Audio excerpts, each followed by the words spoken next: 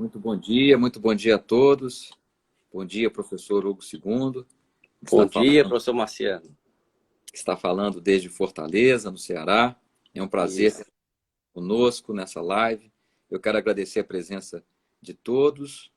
Essa é a terceira live que o Instituto de Estudos Fiscais organiza em parceria e com apoio do Programa de Pós-Graduação em Direito, da PUC Minas. A primeira foi com a professora Tatiane Piscitelli, da Fundação Getúlio Vargas, de São Paulo. A segunda foi com o professor João Taborda da Gama, da Universidade Católica Portuguesa. E agora nós temos a alegria e o prazer de receber o professor Hugo de Brito II, que é professor na Universidade Federal do Ceará e também da Unicristos, lá em Fortaleza, e que eu já conheço há muitos anos e tenho uma grande amizade e admiração por ele. Recíproca é verdadeira, meu amigo. Fico muito feliz de estar aqui, ainda que à distância, mas ouvindo sua voz e lhe vendo e matando a saudade.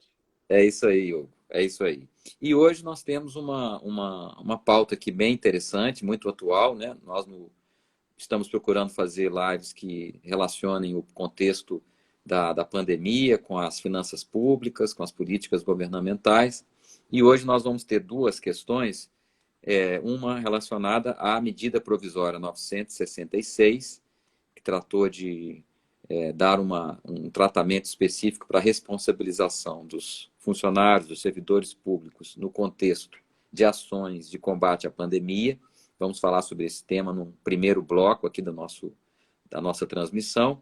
Depois, no segundo bloco, vamos falar de uma lei complementar que está aguardando sanção presidencial, que inclusive deve acontecer amanhã, e que trata de um programa, né, de enfrentamento federativo, digamos assim, um programa federativo de ajudas federais em direção a estados e municípios para o combate à pandemia. Vamos também tratar desse tema, que é um tema típico de direito financeiro, direito orçamentário, no segundo bloco.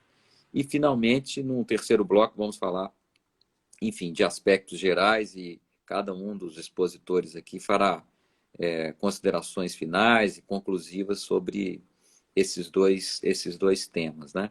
Bom, então eu queria, mais uma vez agradecendo a presença do professor Hugo, iniciar esse primeiro bloco, que trata da medida provisória 966, que foi editada no dia 13 de maio. Então, ela é muito recente, inclusive já sofreu digamos assim, um julgamento, né, uma apreciação por parte do Supremo Tribunal Federal. Eu vou pedir que o professor Hugo faça as suas considerações sobre a medida provisória, sobre qual é a posição dele sobre essa medida provisória, e somente dou essa informação inicial, que o cerne da medida provisória foi restringir as hipóteses de responsabilização de servidores públicos por atos tomados no contexto da luta contra a Covid a erros grosseiros, né, ao dolo e a erros grosseiros. Então, afastou do contexto de responsabilização dos funcionários, dos agentes públicos, a culpa, a negligência e todos os erros que não sejam considerados erros grosseiros, manifestos, né? Então, em função, feita essa breve descrição da medida provisória 966, eu passo a palavra ao professor Hugo para que ele possa tecer as suas considerações sobre esse tema. Muito bem, muitíssimo obrigado, professor Marciano. Reitero aqui os meus agradecimentos pelo seu convite, pela oportunidade de estar aqui revendo o amigo e trocando impressões sobre temas tão caros e graves diante da situação pela qual nós estamos passando. Acho que nunca nos esqueceremos desses dias, desses momentos, ficar assim para a história, e o mundo inteiro parado e enfrentando problemas dos mais diversos. E eu fico muito feliz de poder, apesar de tudo, estar aqui com você e debatendo isso. Com relação a essa MP, eu tenho algumas impressões para compartilhar com você, Marciano, a respeito dela. A primeira, pode assim parecer que eu estou sendo muito formalista, mas é uma consideração jurídico-formal, sem entrar no mérito ainda do conteúdo dela, se ela é boa ou é ruim. Mas é de que essa matéria está tratada no artigo da Constituição, no artigo 37, parágrafo 6 da Constituição, que já estabelece quando é que os agentes públicos respondem, e fala expressamente de dolo ou culpa. Então, nós teríamos aqui uma medida provisória que está tentando restringir o alcance do artigo 37 da Constituição, parágrafo 6º, excluindo, como você bem colocou, excluindo aí a questão da culpa. Então, esse me parece um problema bem grave nessa medida provisória. Agora, o que se pode dizer além disso? Que a própria LINDB já tinha um dispositivo semelhante.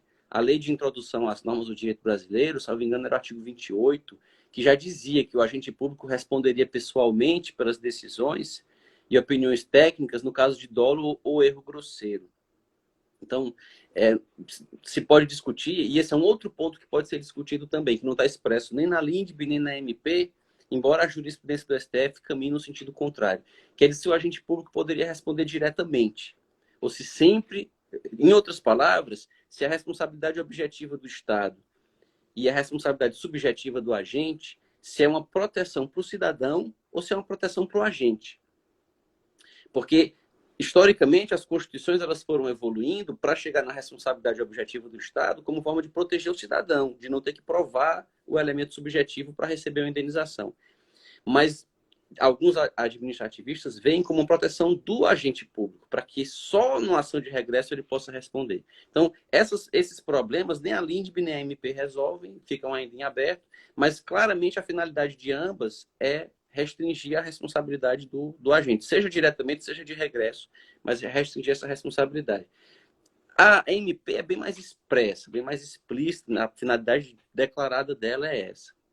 E aí eu lanço aqui só algumas observações, que é que hoje nós vivemos um período, e eu acho que isso tem se intensificado muito, que é o de que as autoridades elas têm medo de tomar decisões.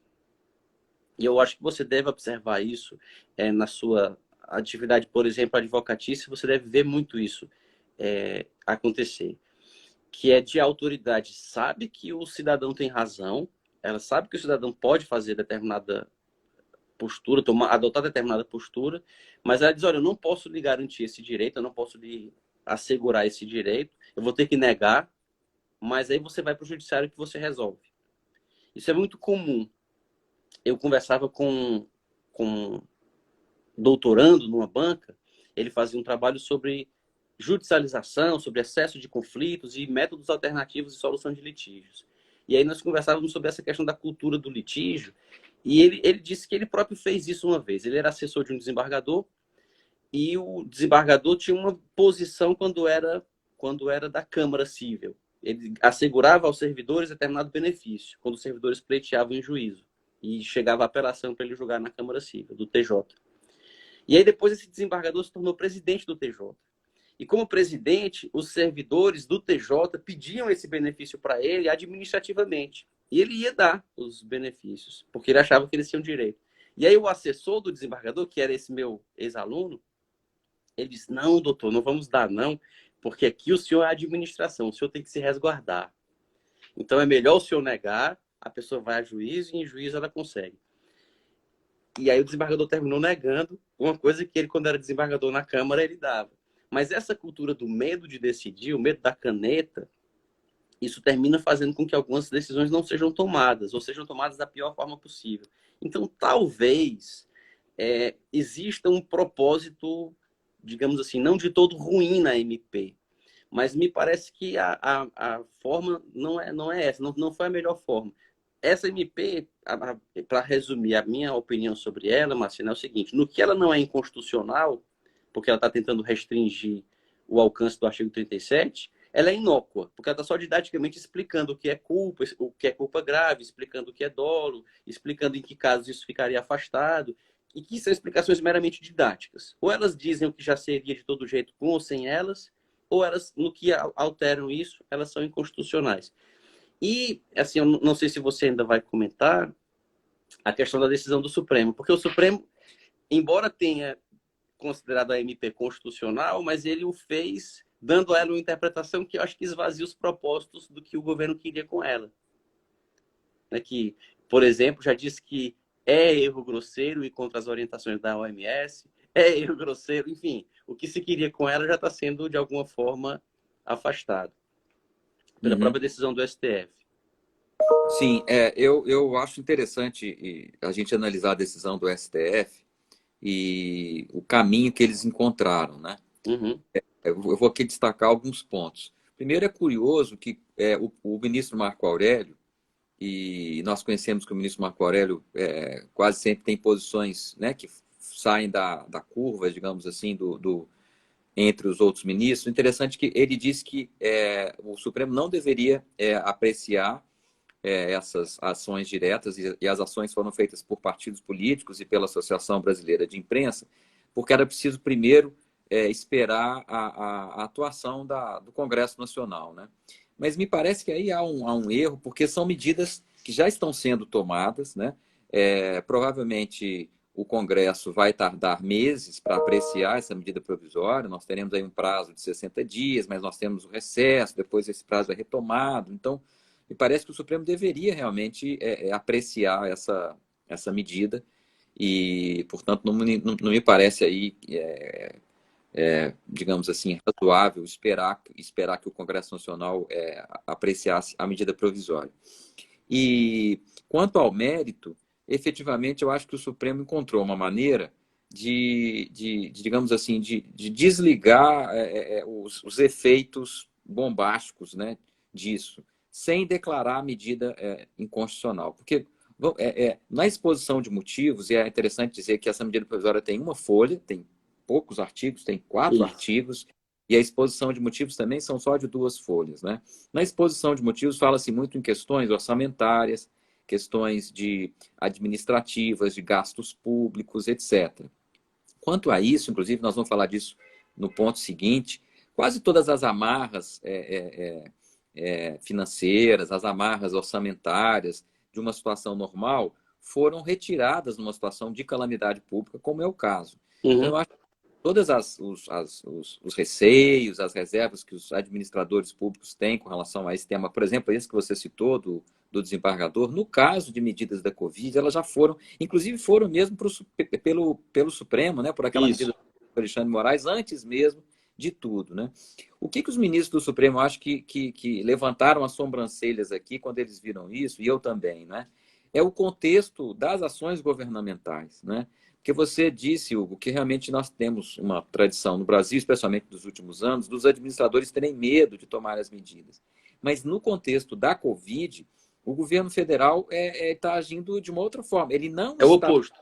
é, ele Está não sendo está, temerário. exatamente, ele não Isso. está tendo o mínimo receio quanto a medidas manifestamente contrárias, né, ao que os órgãos internacionais, etc., dizem. Eu dou até aqui uma notícia que me chamou muito a atenção, eu acho da semana passada desse ano. Um agente, um dirigente da Polícia Rodoviária Federal, acho que deve ter algumas semanas, quando morreu um colega de trabalho dele, da Polícia Rodoviária Federal, pela Covid, ele, num contexto assim de passar para os seus administrados, né, para o seu time, solidariedade, ele então se solidarizou com a morte desse agente, dizendo que ele era um ótimo funcionário, mas que a Covid o levou, né, e que nós temos que tomar cuidado e ponto. Isso bastou para que houvesse um movimento do presidente da República de, numa reunião ministerial, repreender formalmente a Polícia Rodoviária Federal e, olha, ele falou, ministros, olha aqui, todos vocês não me venham soltar notas dizendo que a Covid pode matar qualquer pessoa, porque ela não pode, ela só pode matar pessoas que tenham doenças, etc. Então, vamos aqui todos tomar a decisão Os de médicos não sabem disso, mas o presidente sabe, né? pois é, vamos aqui. Estou determinando a todos vocês que não soltem nenhuma nota dizendo que a Covid matou fulano ou beltrano, porque vocês têm que dizer, a Covid matou fulano ou beltrano por causa da fibrose, por causa disso. Vejam, num contexto como esse, vem uma medida provisória dessa e diz assim, olha, como há muita incerteza sobre a Covid, então, num contexto de um governo meio assim de pós-verdade, incerteza é tudo, né? Uhum. Pode ser tudo. Eu acho que é assim, então eu tenho uma incerteza. Eu A acho gente que não sabe nem se a Terra é redonda mesmo ou não, vai que ela é plana, né? isso, porque o drama desse momento, você é um sujeito que estuda muito epistemologia, inclusive acompanha muito os seus vídeos sobre isso, E a gente tinha a questão do terraplanismo, da pós-verdade, num contexto, a gente ainda tem, né? Mas num contexto um pouco mais assim longe da nossa vida concreta. Era sobre coisas assim mais abstratas. Hoje a gente tem a aplicação dessas ideias tão perigosas à vida concreta de cada um aqui, o jeito que você vai ser, vai sobreviver ou não a uma pandemia. Então, o que o Supremo fez? Ele disse: tudo bem, realmente nós temos que flexibilizar o grau de exigências que nós fazemos dos agentes num contexto como esse. Eu acho que é razoável mesmo. A gente tem, imagina aí no Ceará, em Minas Gerais, no Rio de Janeiro, a gente tem que comprar respirador, tem que fazer isso, tem que tomar uma medida, né? A gente não tem todos os elementos, efetivamente, mas aí ele disse o seguinte, o Supremo, como você falou em OMS, falou em ciência, falou em precaução, falou em prevenção e Uhum. tá que há 3 direitos, né? Direito à vida, né? Direito à saúde e ao meio ambiente equilibrado, né? Deixando um pouco menos importantes as questões de orçamento, as questões financeiras, porque essas já têm uma regulamentação prática, né? Ou mais flexibilizada em outras questões. Então, me parece que foi uma coisa técnica também importante. Ele disse que isso aqui não se aplica para ação de improbidade administrativa, porque se há um elemento de corrupção, de vantagem, hoje nós estamos vendo uma medida muito grave lá no Rio de Janeiro, o Palácio do Governador, tá, enfim, apreenderam vários equipamentos, celular, Isso foi hoje de manhã, não foi? hoje de manhã. Eu Hoje estava de... eu tava dando aula agora no primeiro horário, a aula terminou agora, está com uns 15 minutos, e eu só vi uns alunos comentando e mandaram uma foto, mas eu não acompanhei o que aconteceu, não tive tempo de ver ainda. Então, vejo, se há não estou afirmando que há, mas nos casos em que se detecte corrupção, vantagem devida, etc., não é o caso da MP, porque aí é Sim. outra questão. Aqui o caso da MP é um funcionário público que não teve nenhuma vantagem pessoal, econômica, nada. Ele tomou uma decisão errada, uma decisão que pode prejudicar a vida de alguém, etc. Aí sim eu tenho MP. Não sendo isso, então o Supremo também disse que ação claro que a questão penal não entra, nem poderia entrar, porque é uma MP. E também a questão da ação de improbidade administrativa. Então, para dar informação para as pessoas que estão nos ouvindo, a decisão foi essa, a medida provisória, não é que ela foi convertida em lei, ela pode até ser rejeitada pelo Congresso, né? O Congresso pode rejeitá-la, pode Pode alterar, alterar. pode fazer o que for. Mas o que o Supremo disse é, quando se leia que erro grosseiro, erro evidente, é preciso dizer que considera-se sim erro grosseiro, considera-se sim erro evidente, aquele ato do gestor público que ignora, né, as determinações, etc. Só que aí eu fico pensando, bom, e a questão da cloroquina, né? Como é que fica isso, né? E a questão do isolamento vertical? A gente pode ter uma série de coisas, porque os 2 ministros da saúde que saíram, e ninguém aqui vai achar que eles são ministros, digamos assim, de uma linha radical da medicina, de um jeito ou de outro, são ministros, inclusive, de uma linha assim mais pró iniciativa privada, mercado e hospitais, não são ministros, digamos assim, radicais para um lado ou para o outro, mas eles saíram muito em função disso, né? Aliás, o último ministro, bem assim, inicialmente alinhado com a postura do governo, de mais, digamos assim, admitir um risco maior, admitir ali um equilíbrio, né, mais tênue entre proteção do mercado e proteção da saúde, nem ele efetivamente ficou mais do que um mês. Então, o que eu digo é o seguinte: a aplicarmos essa postura do Supremo, de que considera-se erro grosseiro tudo aquilo que vai contra o que organismos internacionais declaram, etc., etc., nós podemos até começar a encontrar, né, vários tipos de medidas que já poderiam ser vistas como contrárias a esse estándar, né, como foi o caso. Enfim, mas acho que o cômputo geral, como você disse, o Supremo encontrou uma maneira digamos assim, de desbloquear a armadilha mais grave disso tudo, né? Muito Isso. bem. Então, E tem só mais uma coisa, Marcelo, que você falou aí da MP, eu lembrei. Eu acho que essa disposição que consta dessa MP, ela é uma tônica que esse governo já está tentando implementar, e não é a primeira vez. Eu não sei se você reparou, mas aquela MP que trata da transação, acho que é 899, que uhum, quando foi convertida em lei, agora está com um pouco mais de um mês, ela foi incluíram aquele artigo para acabar com o voto de qualidade. ela também tem um artigo muito parecido com esse da MP da Covid, aqui dessa MP que nós estamos falando agora. É um artigo que diz que as autoridades que participarem do processo de transação não podem ser responsabilizadas, salvo por dolo, conluio, para favorecer um terceiro, etc. Ela tem um artigo final que tem uma redação muito parecida. Inclusive, a redação da MP falava até de responsabilidade penal, contrariando frontalmente a Constituição, que diz que a MP não pode legislar em matéria penal. E quando ela foi convertida em lei, tiraram os adjetivos, responsabilidade civil, administrativa, penal, tiraram e deixaram só responsabilidade, mas deixaram qualquer responsabilidade. E aí acho que a ideia ainda é deixar a penal ali, só que sem ser explícita, para não deixar também explícita a inconstitucionalidade. Mas tem sido uma tônica, talvez, para escapar dessa ideia desse medo das responsabilizações. Mas pode dar esse tiro pela culatra muito ruim. De uma coisa são autoridades muito cautelosas, outra coisa são autoridades que não têm cautela nenhuma. Exatamente.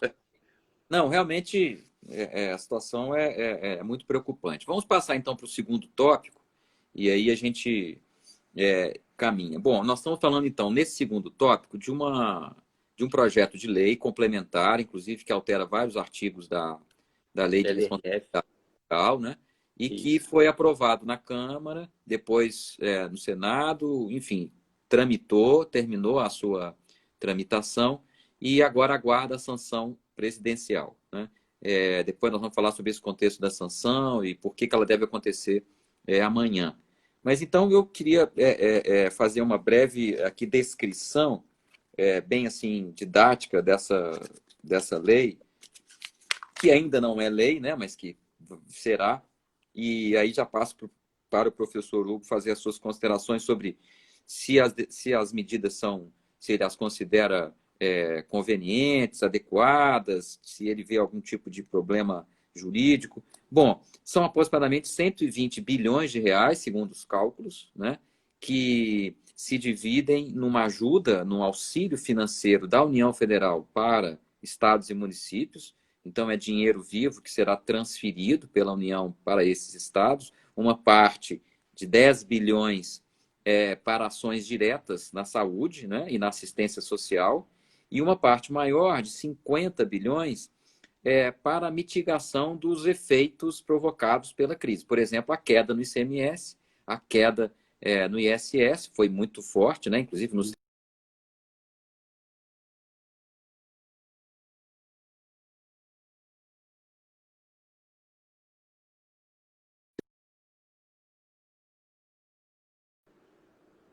voltou aí. Cortou um pouco, mas já voltou. Hã? Tive aqui uma chamada de celular, mas já foi tratado o problema. Muito bem. Então, eu dizia que uma parte dessa ajuda financeira é para usar o dinheiro, né, os 10 bilhões, no gasto com saúde e com assistência social, e uma parte é para todos os outros efeitos da crise fiscal criada por isso. 50 bilhões nessa segunda parte e 10 bilhões na primeira parte. E há também a suspensão dos pagamentos de parcelas, amortizações, juros, da dívida que os estados e municípios têm para com a União e também que os estados e municípios têm para com outros organismos do sistema financeiro, inclusive organismos internacionais, né? Então, feita essa descrição assim bem sumária e inicial, eu gostaria de ouvir, então, o professor Hugo sobre o que ele tem a dizer sobre essa lei, E aí eu o deixo à vontade para entrar em alguns aspectos específicos, ou mesmo na questão do veto e, enfim, dos encontros entre os governantes, os governadores e o presidente, enfim. Vamos ouvir o professor Hugo sobre esse tema. Muito bem. Eu acho que realmente deve ser feita alguma coisa, porque, como nós sabemos, a tributação no Brasil ela é uma tributação calcada, sobretudo, no consumo. E a tributação dos estados e municípios é uma das que mais depende do consumo, né? Até mais do que a tributação federal, que ainda tem, de algum modo, tributação da renda, tributação de outras bases imponíveis, mas estado e município, com queda de ISS e de ICMS, praticamente eles perdem totalmente as suas fontes de receita. E são os estados e os municípios que estão na linha de frente das despesas. Então, os hospitais públicos, as UPAs, as assistências, enfim, as despesas elas caem primeiro na cabeça dos estados e dos municípios, e as receitas caem também, perdem, elas erodem-se também primeiro nos estados e nos municípios.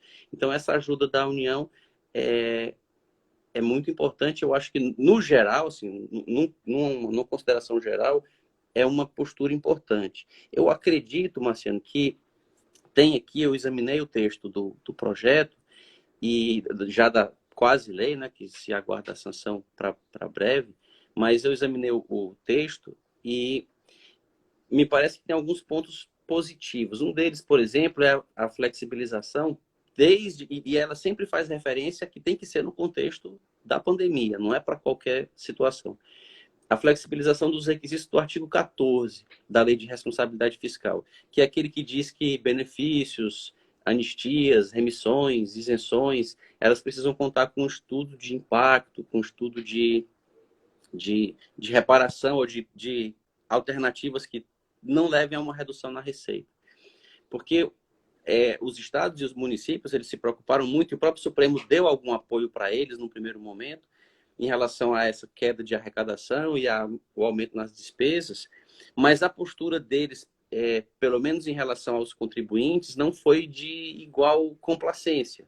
Então, os contribuintes têm os seus prazos, têm as suas obrigações a cumprir, e os estados poderiam se ver na contingência de não poder, por exemplo, dar um parcelamento, conceder mais prazo para pagamento, porque isso poderia ser encarado como uma violação ao artigo 14 da LRF. Os governadores, eles têm muito receio de, por exemplo, dar um parcelamento, criar um novo refis, alguma coisa desse tipo, estadual e municipal, porque isso poderia levar a uma responsabilização por não terem cumprido os requisitos do artigo 14. E a lei já não só aliviou a situação de estados e municípios junto à União, como também permitiu a eles, querendo, dentro da sua autonomia, fazer isso em relação aos contribuintes. Esse foi um ponto que eu achei positivo. E ainda num aspecto mais geral, sem entrar muito nas questões das divergências políticas, eu não sei se você concorda, mas nós temos assistido, não só no Brasil, como nos Estados Unidos, tensões federativas crescentes. E talvez pelas mesmas razões.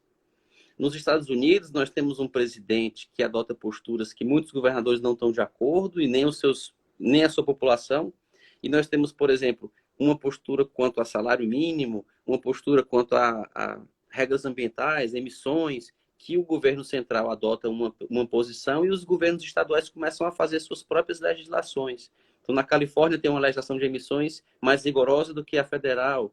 Em São Francisco tem uma legislação sobre salário mínimo mais rigorosa, ou mais complacente com os trabalhadores do que a federal. E isso vai gerando algumas tensões. E que pode ser bom. Isso talvez mostre que a separação de poderes não é só horizontal, ela também é vertical, e isso nos salva, porque se nós estivéssemos nas três esferas na mão do mesmo centro de poder, talvez fosse pior ainda, né? Então, por pior que seja o governante, por pior que seja o presidente, eles serem diferentes nos traz problemas que levam à necessidade de alinhamento, e nesse sentido a gente tem assistido esses problemas, mas também são problemas que têm um lado bom, talvez fosse pior ainda sem eles. Uhum. Sem esses checks and balances também no plano vertical. É interessante essa sua colocação, eu tenho refletido isso com os alunos.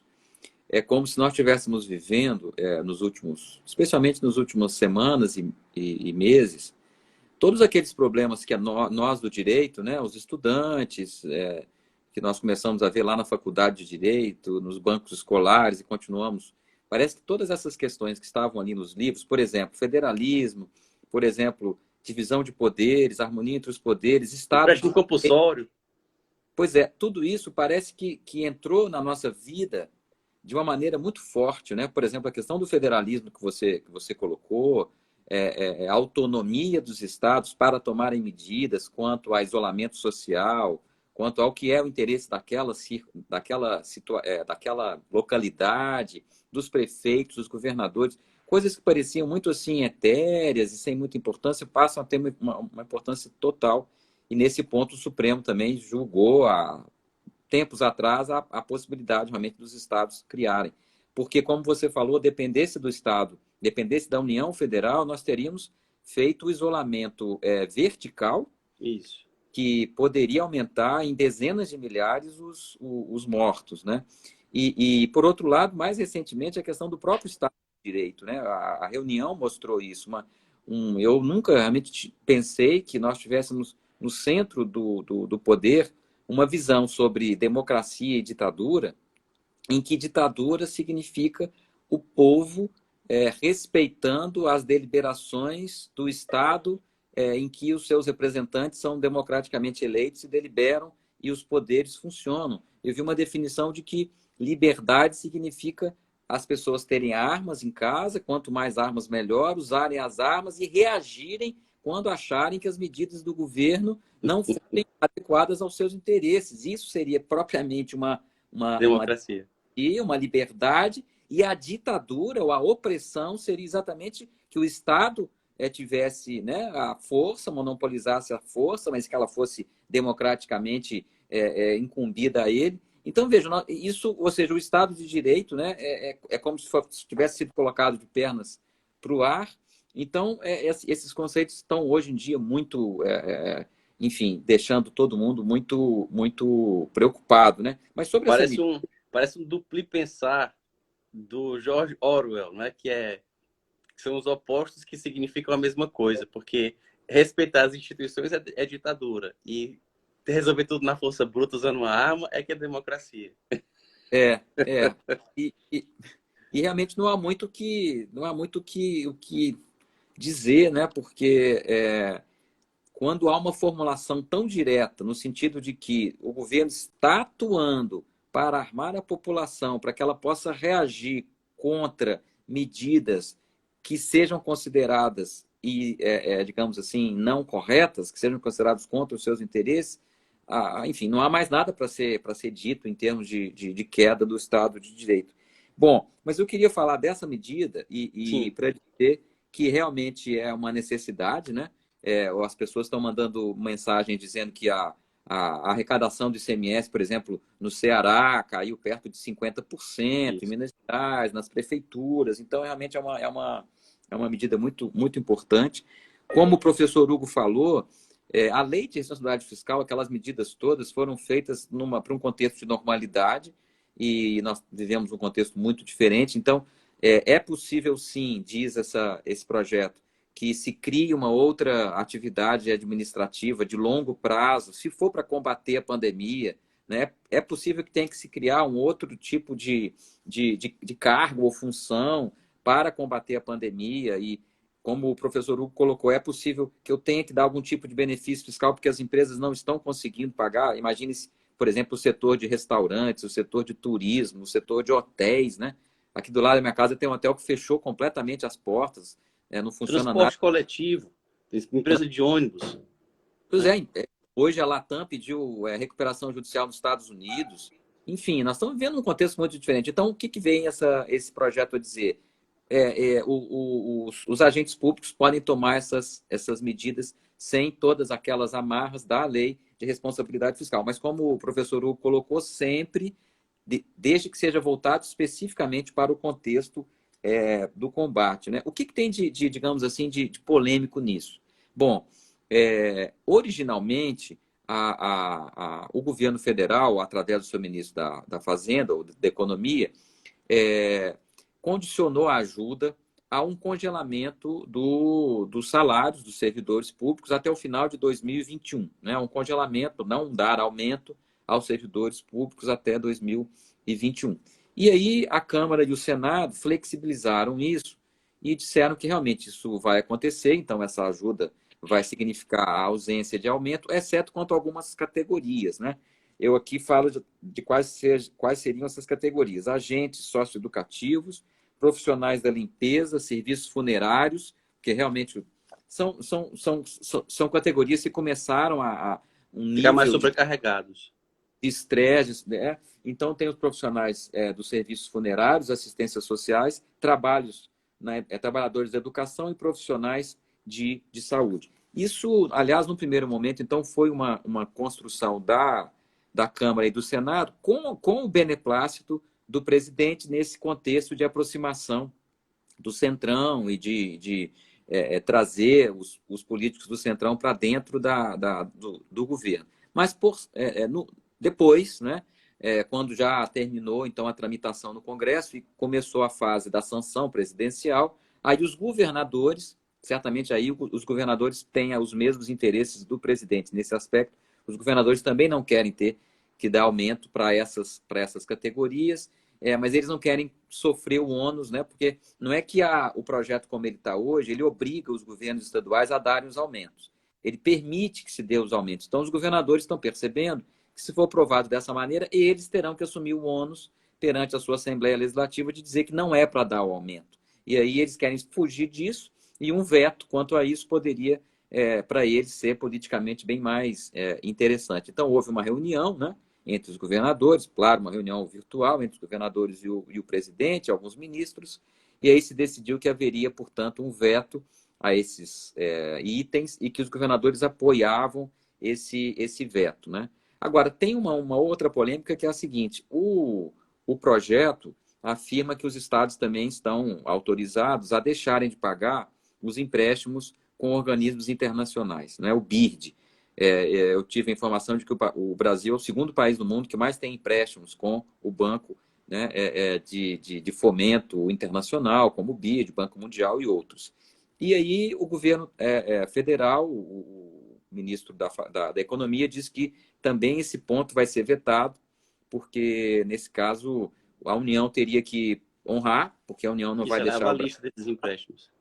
Isso, ela tem que honrar, e aí não tem como ela, uma maneira dela recuperar esses valores dos estados e municípios. Mas é claro que se o governo federal achar que é justa, né, essa medida de poupar os estados agora e os municípios agora de ter esses desembolsos, poderia ser votada uma outra lei autorizando que a União, por exemplo, faça isso e depois cobre dos estados, depois cobre dos municípios, né? Então, nesse caso, eu acho que, quanto aos vetos de aumentos, né, a essas categorias, eu acho razoável, porque realmente é preciso. Eu acho que o que é preciso em relação aos profissionais, por exemplo, da saúde, além de todo o apoio que não está sendo dado em grande medida, porque os equipamentos, né, nós vemos, no Brasil morreram muito mais médicos do que na média do mundo, né? Uhum. No Brasil morreram muito mais profissionais, enfermeiros, etc., do que, por exemplo, Espanha, Itália, em outros países, né? Então, os equipamentos... Então, eu acho que esses são os problemas, né? Isso que nós deveríamos, efetivamente, o Brasil não está conseguindo dar a eles. Mas a questão do aumento, eu não sei se seria o mais importante, né? Agora, me parece que esse veto aí dos organismos internacionais, o que deveria ser feito é uma negociação. A União diz assim, bom, então aqui eu não vou vetar essa parte, então vocês estão autorizados a deixarem de pagar os organismos internacionais, pelo menos agora, e aí faça um outro projeto de lei para autorizar a União efetivamente a cobrar isso dos estados depois, a crescer isso a dívida, né? Porque o que o ministro da Fazenda está dizendo, da Economia está dizendo, é que ele vai pagar os organismos internacionais e depois descontar do fundo de participação dos estados, né? E aí eu acho que seria uma medida realmente draconiana para as finanças estaduais. E eu disse que é muito provável que isso seja sancionado amanhã, porque havia duas medidas aí que estavam, digamos assim, impedindo essa sanção, que é uma questão de um concurso público, a chamada de excedentes de um concurso público da Polícia Rodoviária Federal, e também uma medida provisória que concede benefícios e aumentos concede benefícios para novos cargos e funções na Polícia Federal. Então, como essa lei complementar impediria que fossem dados aumentos, benefícios, ajustes, né? Os concursos públicos também ficariam travados.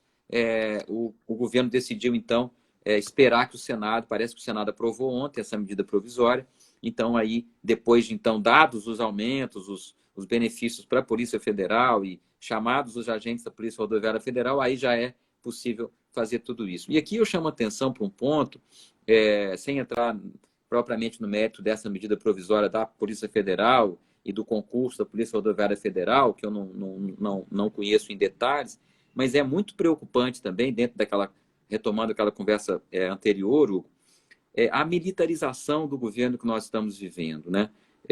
Nem no regime militar, né, de 64 até 85, nós tivemos tantos militares no primeiro escalão e especialmente no segundo e terceiro escalão, que hoje em dia se contam por milhares em todos os setores, né?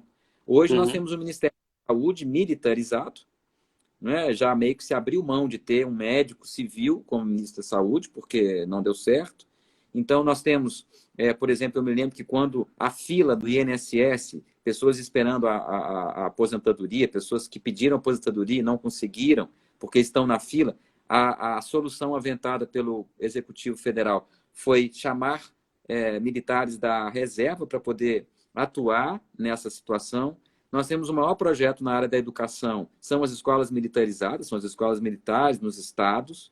Então, efetivamente, também no âmbito do serviço público, os setores mais, digamos assim, melhor tratados, né, mais bem tratados do ponto de vista de benefício, do ponto de vista financeiro, orçamentário, tanto nos estados quanto na União, são os setores militarizados, a ponto de ter acontecido o que aconteceu no Ceará.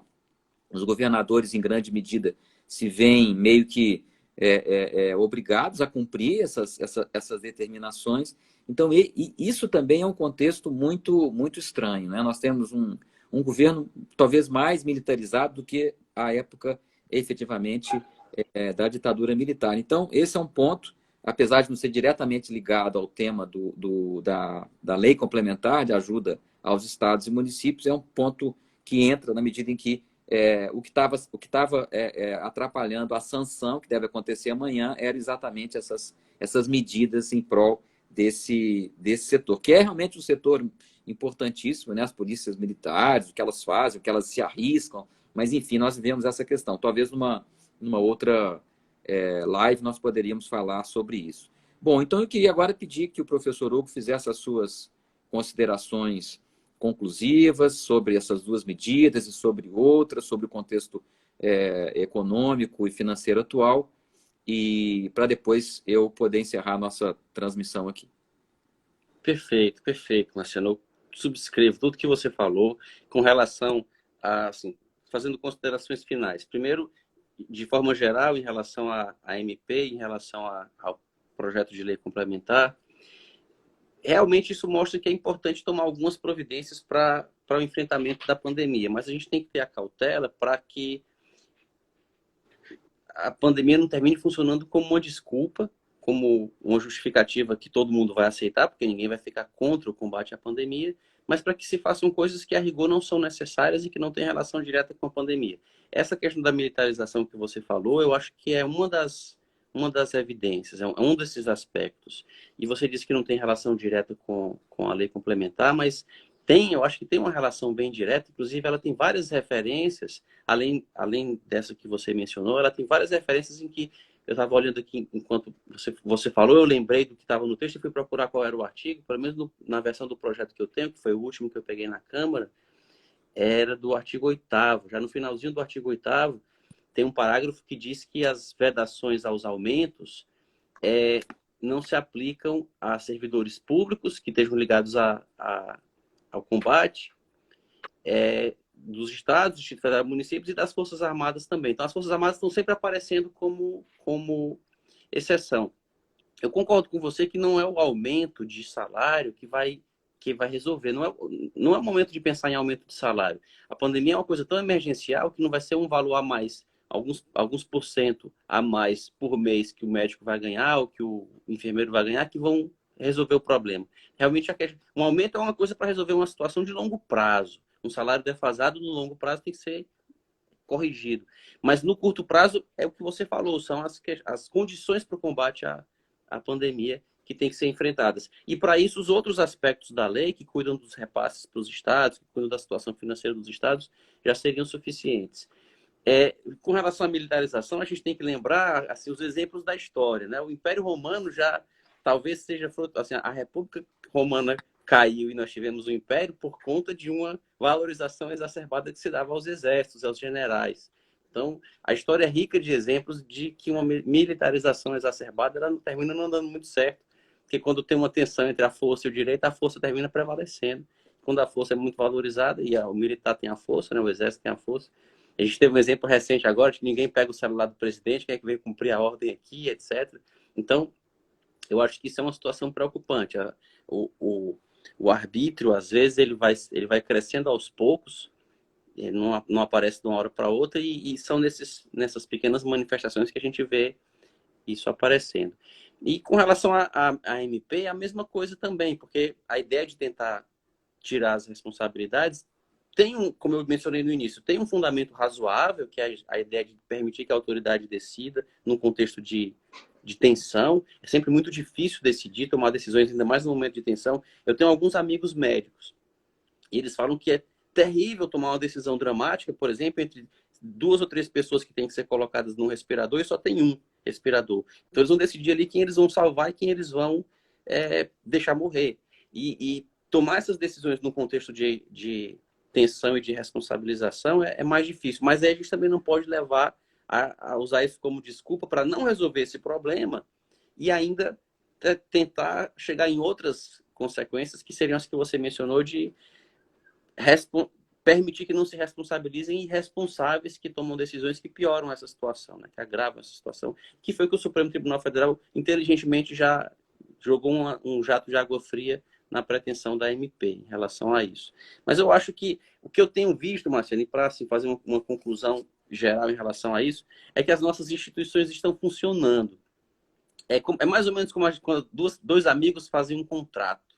Quando eles fazem um contrato, eles escrevem as cláusulas sem se preocupar muito com elas. Como você mencionava, a gente pensa em separação de poderes, legalidade como uma coisa etérea, nem se preocupa muito, porque somos amigos, fazemos um contrato, a gente nem pensa em cumprir as cláusulas. Mas quando as partes brigam e vão verificar a importância do contrato, o contrato aquelas cláusulas podem fazer a grande diferença. E a gente está começando a ver as nossas instituições funcionando, o federalismo funcionando, elas estão sendo tensionadas. Eu não sei se você lembra daquele livro Como as Democracias Morrem. A gente está vivendo exatamente o que o livro narra. O que o livro conta que com as democracias morrem, a gente está passando pelas mesmas fases. As nossas instituições estão sendo testadas, elas estão sendo levadas ao limite. E eu espero assisti-las funcionando bem, resistindo a isso. Eu acho que as instituições, eu diria que não colocaria assim de uma maneira que elas estão funcionando. Eu diria que elas estão procurando resistir, né? Elas estão procurando resistir. E você quis dizer isso mesmo, eu sei que você quis dizer isso. Então, elas estão procurando resistir, e uma coisa que eu tem vindo muito à minha cabeça, o professor Hugo é um pouco mais novo do que eu, alguns anos. E eu realmente, quando me tornei rapaz, assim, né, 18, 17 anos, a Constituição de 88 foi feita. Então, eu sou de 71. Então, quando eu tinha 16, 17 anos... Eu sou de 78. Você é 7 anos mais novo do que eu, bem mais novo. Então, quando eu fiz 17 anos, eu votei para presidente, e aí o meu pai, com 40, também votou pela primeira vez. Eu e meu pai votamos pela primeira vez na eleição de 89, e vi a Constituição de 88 nascer, crescer, enfim.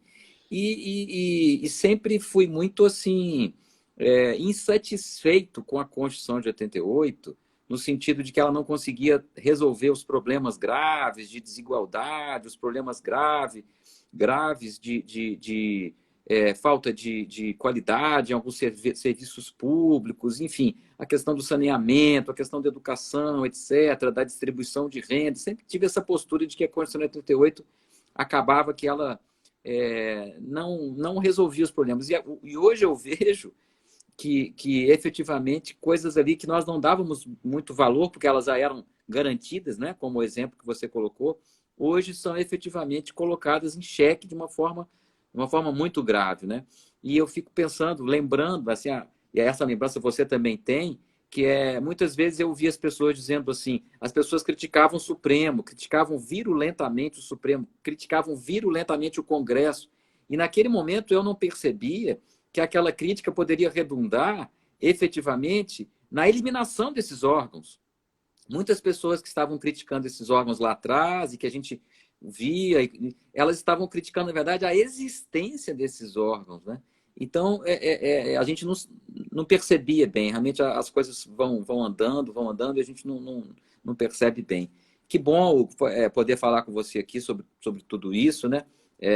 Também queria dizer que, em termos de a minha solidariedade aí com o Ceará, com outros estados do Nordeste, não pense, viu, Hugo, que Minas Gerais seja esse exemplo todo, porque hoje em dia nós já sabemos que os índices de Covid em Minas Gerais decorrem de muita subnotificação. Hoje, Uhum. os jornais aqui do nosso estado estão mostrando pesquisas da Universidade Federal de Uberlândia e outras, dizendo que as doenças respiratórias em Minas cresceram 900%, 800%, ou seja, os nossos números não são tão bons assim. É verdade que em Belo Horizonte nós temos uma postura governamental bem mais, digamos assim, razoável e levando em conta dados científicos, mas no estado, realmente o estado de Minas está aparecendo na imprensa como um estado que está muito à frente dos outros, mas nós também estamos sofrendo muito aqui, apesar de haver essa diferença, né, clara entre os hospitais privados, os hospitais públicos, mas enfim,